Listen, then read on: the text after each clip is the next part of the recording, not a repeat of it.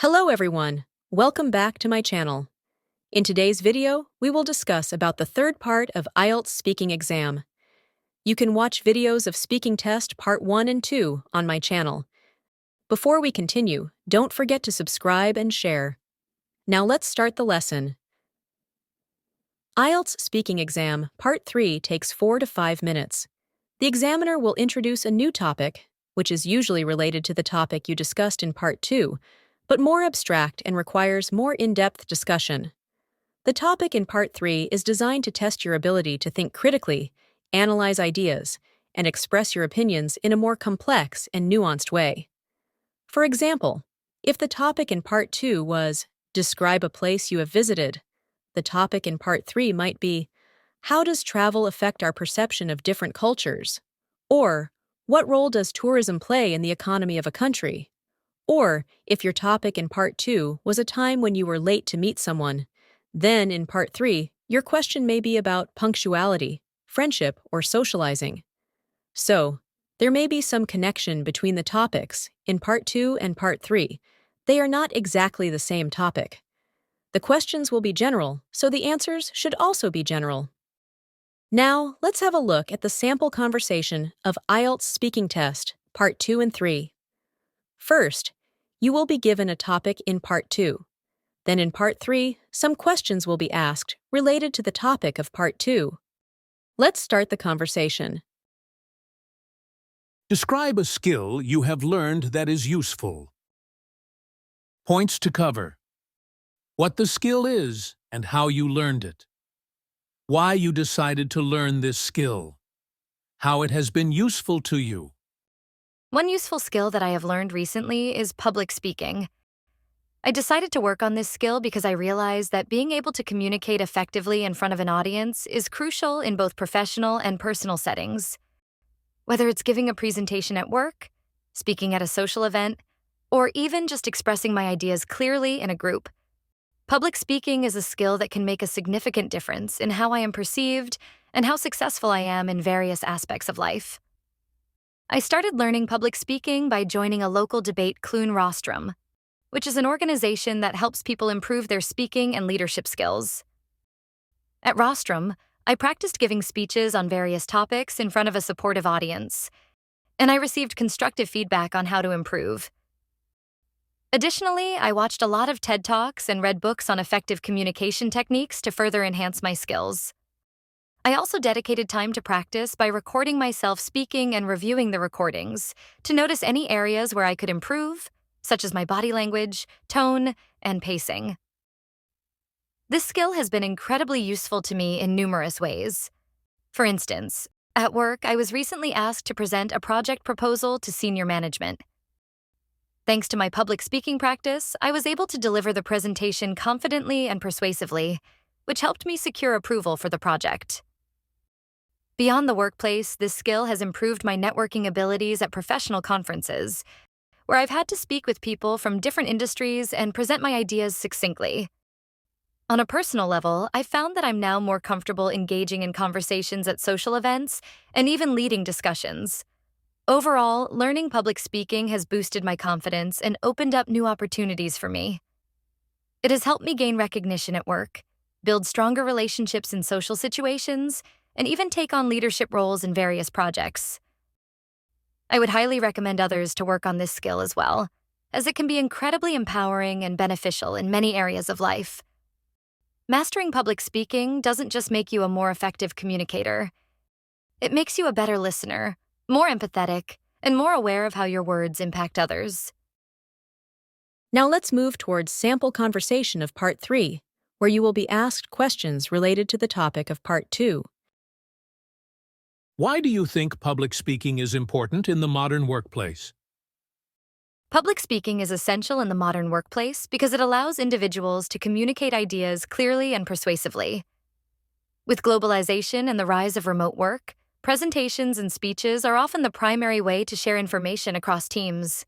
Additionally, strong public speaking skills can help someone stand out during meetings or conferences, making them more likely to advance in their career.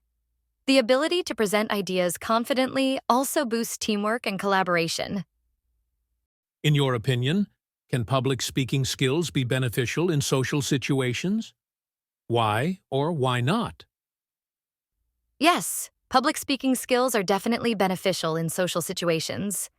Being articulate and confident helps individuals engage in conversations more effectively, whether they are meeting new people or speaking in front of a group. Socializing often requires the ability to express ideas clearly and make a good impression, and public speaking helps develop those skills. Moreover, it reduces social anxiety, making interactions smoother and more enjoyable. What challenges do people often face when trying to improve their public speaking skills? One common challenge is fear or anxiety about speaking in front of others. Many people are nervous about being judged or making mistakes, which can hinder their progress. Another challenge is not getting enough opportunities to practice, as public speaking can be a rare occurrence for some. Additionally, mastering public speaking requires feedback and refinement, which means individuals need to be open to criticism and willing to work on their weaknesses over time. How do you think technology has impacted the way we practice and deliver public speaking? Technology has revolutionized public speaking in many ways. People can now practice their speaking skills by recording themselves on their smartphones or participating in virtual meetings, which has made practice more accessible. Technology also allows for online platforms like TED Talks or YouTube, where speakers can study effective communication styles. In terms of delivery, tools like slideshows, videos, and live streaming have enhanced presentations, making them more dynamic and engaging for audiences. Do you think all professions require good public speaking skills? Why or why not? While not all professions require public speaking skills to the same extent, I believe that most benefit from them. For example, jobs in management, education, or law heavily rely on strong speaking skills to lead teams, present cases, or teach others. However, even in technical professions like engineering or IT, public speaking is valuable for presenting findings, sharing updates, or explaining complex information in a clear and understandable way to non-experts. What do you think is the most effective way to overcome the fear of public speaking? The most effective way to overcome the fear of public speaking is to practice regularly in a supportive environment. Joining organizations like Toastmasters, where you can receive constructive feedback and gradually improve, is helpful. Exposure to speaking in front of different groups can also reduce anxiety over time. Additionally, focusing on preparation and positive visualization can help speakers feel more confident, as can practicing mindfulness techniques to calm nerves before speaking. How important is communication in healthcare settings? Communication in healthcare is absolutely vital because it ensures that patients receive the correct information about their condition and treatment. Doctors, nurses, and other medical professionals need to explain diagnoses and procedures clearly so patients can make informed decisions about their health. Miscommunication in healthcare can lead to serious consequences, such as incorrect treatments or misunderstandings about medications. Additionally, good communication builds trust between healthcare providers and patients, which is crucial for effective care. Do you think social media platforms have impacted the way people communicate? If yes, how?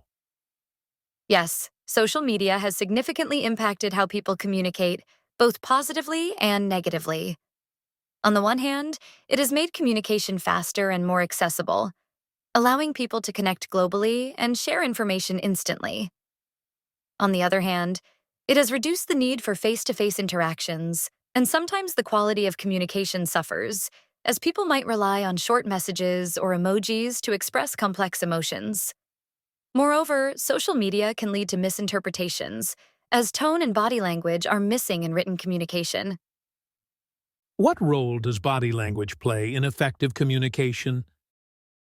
Body language plays a huge role in communication because it can convey emotions, intentions, and reactions without words. Nonverbal cues like eye contact, facial expressions, and gestures help reinforce what is being said and can make communication more engaging and effective. For example, maintaining good eye contact shows confidence and attentiveness, while poor body language, like crossing arms or avoiding eye contact, can send the wrong message and create barriers in conversation. Being aware of and using positive body language is essential for effective communication. For more practice, a lot of sample conversations of IELTS speaking test, Part 1, 2, and 3 are available in the playlist provided on my channel. You can check it out by clicking on the link in the description box. Good luck! Don't forget to like this video and subscribe to my channel. Thanks for watching. I'll see you in the next video.